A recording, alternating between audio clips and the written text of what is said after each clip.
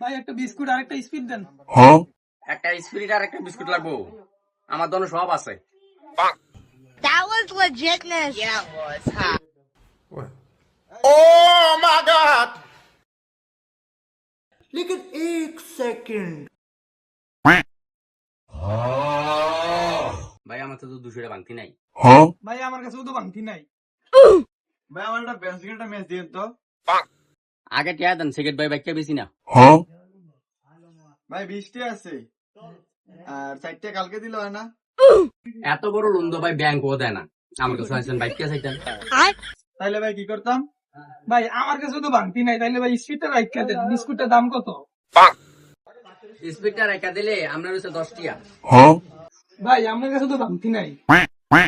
আমার কাছেও বাংতি নাই, তাইলে ভাই আমার বিস্কুটের দামটা আপনি একটু দিয়ে দেন, আমরা দুজনে মিলে দিলে বিস্কুটটা খাই। That was legitness. Yeah, it was. Huh? আচ্ছা তাইলে ভাই আমরা দুজনে বিস্কুটটা খাই। আইয়েন।